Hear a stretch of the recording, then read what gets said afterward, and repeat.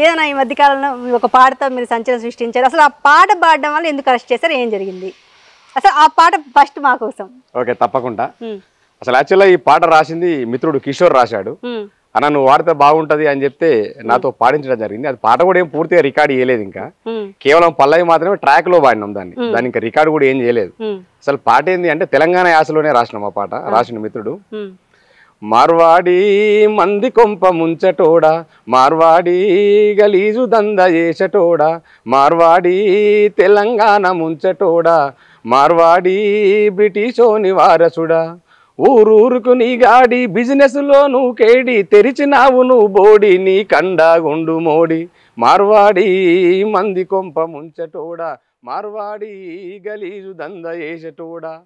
ఇది మీరు చాలా సామాజిక గీతాలు పాడారు, రాశారు. ఈ పాట వల్ల ఎందుకు మిమ్మల్ని అరెస్ట్ చేయాల్సి వచ్చింది? ఏ సందర్భంలో అన్న? అసలు యాక్చువల్గా ఈ పాట రాయడానికి ప్రేరేపించిన కారణాలు ఏంటిది అంటే ఈ మధ్య కాలంలో అసలు యాక్చువల్గా మనం మాట్లాడుకుంటే తెలంగాణ అస్తిత్వం కోసం ఈ తెలంగాణలో ఉన్నటువంటి మన సంపద దోసుకపోతురని ఆంధ్ర పెత్తనాన్ని ఎల్లగొట్టాలనే కాన్సెప్ట్ మీద నీళ్లు నిధులు నియామకాల పేరు మీదనే ఆంధ్ర దోపిడిని వ్యతిరేకిస్తూ ఇక్కడ తెలంగాణ ఉద్యమం జరిగి 1200 మంది బలిదానం చేసిన తర్వాత తెలంగాణ సాధించుకున్నాం.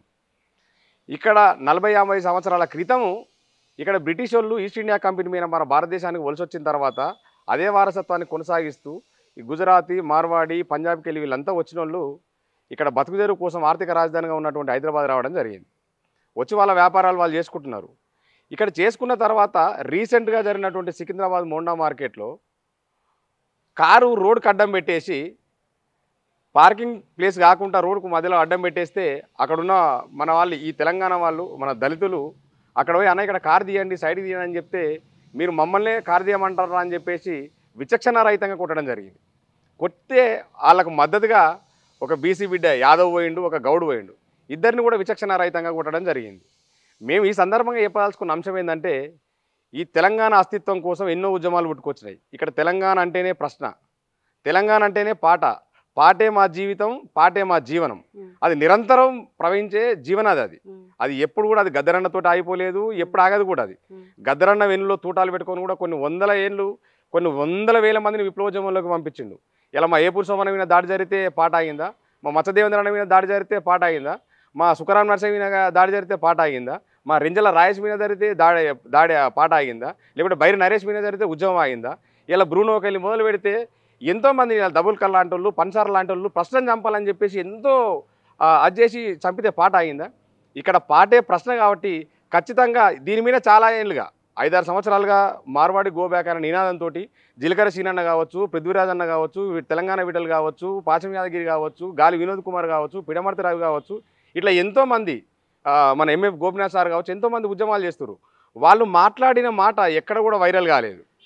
ఆ మాటలను మేమేం చెప్పాలనుకున్నాం, ఒక గాయకునిగా, ఒక రచయితగా ఈ తెలంగాణ గొంతుగా మేము వినిపించాలనేది మా బాధ్యతగా ఒక 30 సెకండ్లు వీడియో వేసి పెడితే అది ఒకటే రోజు 4-5 లక్షల వ్యూస్ వెళ్ళడం జరిగింది. 30 సెకండ్ల పాటకి అరెస్ట్ చేశారా? 30 సెకండ్ల పాటకే అరెస్ట్ చేశారు. మిగతా నేను ఇంతకంటే ముందు కేసీఆర్ పాలనకు వ్యతిరేకంగా పాటలు రాసిన, మోడీకి వ్యతిరేకంగా పాటలు రాసిన, బహుజన ఉద్యమం మీద రాసిన, కుల సంఘాల మీద రాసిన, అన్నిట్ల మీద పాటలు రాసిన. కేవలం నన్ను అరెస్ట్ చేయడానికి కారణం ఏంది అంటే నేను పాడినటువంటి 30 సెకండ్ల వీడియో నా ఫేస్బుక్లో, నా ఇన్స్టాగ్రామ్లో పెడితే కరెక్ట్ 2 రోజులల్లో 7,54,000 మంది వ్యూస్ వెళ్ళిపోయిన తర్వాత అబ్బాయి ఇది ఎక్కువ కనుక మిలియన్లలో వెళ్తే తెలంగాణలో ఒక అలజడి మొదలవుతుంది, ఏదో ఒక గొడవలు స్టార్ట్ అవుతాయి అనే కారణం మీద నాకు తెలియకుండా నీకు పార్సల్ వచ్చిందని చెప్పేసి ఎస్ఓటి పోలీసులు మఫ్టీలో వచ్చి రిక్కీ చేసి ఒక 8 మంది వచ్చి నన్ను షార్ట్ మీదనే ఉన్నా, నేను టీషర్ట్ వేసుకొని ఉన్నా, కిందికి రమ్మని చెప్తే నేను కిందికి వచ్చాను మా రూమ్ దగ్గర హైదరాబాద్లోనే. వస్తే నన్ను రిక్కీ చేసి మఫ్టీలో ఎత్తుకుపోవడం జరిగింది. నేను ఎత్తుకుపోయేటప్పుడు స్పష్టంగా అడిగిన, అన్న మీరు ఎవరు, మీ దగ్గర ఏమైనా అరెస్ట్ వారెంట్ ఉందా, లేకపోతే 41 PRC ఉందా, లేదంటే మీ దగ్గర మీరు ఏమైనా ఒకవేళ పోలీసులు అయితే ఐడి కార్డు చూపించండి అంటే మా దగ్గర ఏం లేదు, ఫస్ట్ మీరు వాడిని అంటాడు. అసలు కనీసం యాజ్ పర్ లా ప్రకారం, లీగల్ ప్రకారం, భారత రాజ్యాంగ చట్టాల ప్రకారం ఒక మనిషిని అరెస్ట్ చేయాలంటే నీ దగ్గర ఎవిడెన్స్ ఉండాలి. దాంతోపాటు నా కుటుంబంలో ఉన్నటువంటి నా భార్య, మా అమ్మ, మా నాయన ఖచ్చితంగా సంతకం తీసుకొని నన్ను తీసుకొని పోవాలి. నేనేం దొంగను కాదు, నేనేం తీవ్రవాదిని కాదు, నేను నక్సలైట్ అంతకంటే కాదు. ప్రజాస్వామ్యంలో ప్రజల పక్షాన నిలబడి ప్రజా గొంతుకై ప్రజా సమస్యల వినా ప్రజా సమస్యల పరిష్కారానికి పాటలు పాడేటోడిని. తెలంగాణ ఉద్యమంలో మా పాట ఉన్నది, ఎప్పుడైనా మా పాట ఉంటుంది. ఇక్కడ మార్వాడీల మీద మేము చేయడానికి ఏంటంటే ఇది మా అస్తిత్వ ఉద్యమమే. తెలంగాణ మా అస్తిత్వ పోరాటం ఎట్లయితుందో మార్వాడి కూడా మా అస్తిత్వ ఉద్యమమే. మా దళితుల మీద మీరు ఎక్కడికి వెళ్ళో బతకనీకి వచ్చినా మా దళితుల మీద దాడి చేస్తే మేము చేతులు కట్టుకొని కూర్చోవాలా? ఖచ్చితంగా దీని మీద స్పందించాలని పాట ద్వారా తెలియజేసినాం. అరెస్ట్ చేసి ఎన్ని రోజులు ఉంచారన్న? అరెస్ట్ పొద్దుగాల 10:30కి వేశారండి. పొద్దుగాల 10:30కి వేసేసి ఎస్ఓటి పోలీసులు నాంపల్లి పోలీసులను తీసుకెళ్లారు. అక్కడికి వెళ్ళిన దాకా వీళ్ళు పోలీసులు అన్న సంగతి నాకు తెలియదు. అసలు వీళ్ళు రౌడీలా గుండాలా నన్ను ఏం చేస్తారు ఏందనేది కూడా నాకేం తెలియదు. కనీసం ఇంటికి సమాచారం లేదు. ఒక్క సెకండ్ మా బాబు 1వ క్లాస్ చదువుతాడు, 11:30కి టిఫిన్ ఇవ్వాలి అన్న, కొంచెం దండం పెడితే జర మా ఇంటికి ఫోన్ చేసి చెప్పు, టిఫిన్ తీసుకొని పోతారంటే కూడా ఫోన్ ఇవ్వలేదు. అయినప్పటికీ బలవంతంగా నేను గుంజుకొని ఒక సెకండ్ ఫోన్ చేసి చిన్నోని టిఫిన్ ఇచ్చిరా అని చెప్పి ఆ సెకండ్ మాటలనే నన్ను ఇట్లా సైబరాబాద్ క్రైమ్ ఎస్ఓటీలు అరెస్ట్ చేసిరని చెప్పి చెప్పగానే ఫోన్ గుంజుకొని స్విచ్ ఆఫ్ చేసారు. అది ఇమీడియట్గా మా మిత్రుడు శేఖరు, మా మిత్రుడు అడ్వకేట్ ముఖేష్ వీళ్ళకు మా భార్య ఇన్ఫర్మేషన్ ఇచ్చింది.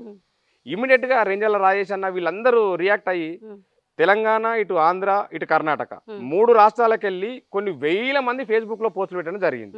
కొన్ని వందల మంది వీడియోలు చేయడం జరిగింది. అసలు సిద్దిపేట, సిరిసిల్ల లాంటి ఇక్కడ అచ్చంపేట, నార్కర్నూలు జిల్లాలలో మొత్తం ప్రెస్ మీట్లు పెట్టి ధర్నాలు చేశారు. అంటే ఒక ప్రశ్నించే గొంతును మీరు ఆపగలుగుతారా?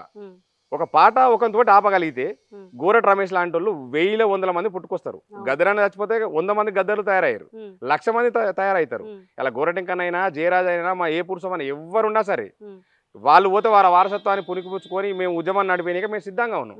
ఆ క్రమంలోనే ప్రశ్నించే బాధ్యత మాకు ఉంది కాబట్టి ఖచ్చితంగా మేము ప్రశ్నించాలనే సందర్భంలో సాంస్కృతిక విప్లవం రావాలని చెప్పేసి ఈ పాట పాడడం జరిగింది. మీరు ఎన్ని గంటలకు వచ్చేసారన్న? మళ్ళీ మీకు వీళ్ళందరూ ఫోర్స్ చేశారు మా గోరెట్ రమేష్ ఎక్కడ అని, మళ్ళీ మిమ్మల్ని ఎప్పుడు వదిలేశారు?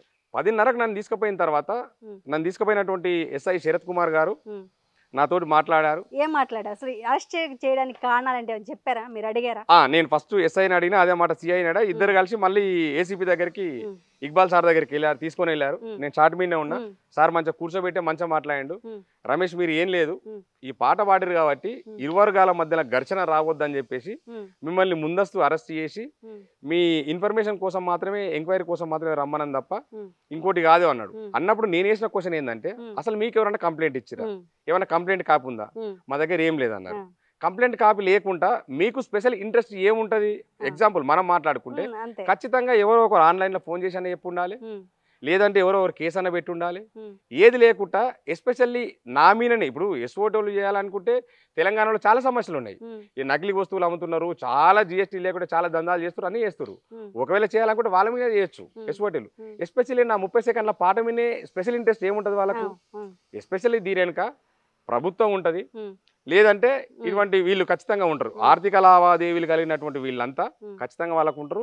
కంపల్సరీ ఏదో ఒక దగ్గర దీన్ని మన గొంతు ముయ్యాలనే ప్రయత్నం, ఈ పాట ఆపాలనే ప్రయత్నం చేస్తూనే వాళ్ళ దగ్గర తీసుకొని పోయి నాతోటి ఒక లెటర్ రాపించుకొని నా ఇష్టపూర్తంగానే పాట డిలీట్ చేస్తున్నాను రాపించుకొని సంతకం పెట్టుకొని నా ఫేస్బుక్, నా ఐడీలోకి వెళ్ళి, నా ఇన్స్టా ఐడీలోకి వెళ్ళి, నా యూట్యూబ్లోకి వెళ్ళి డిలీట్ చేయడం జరిగింది.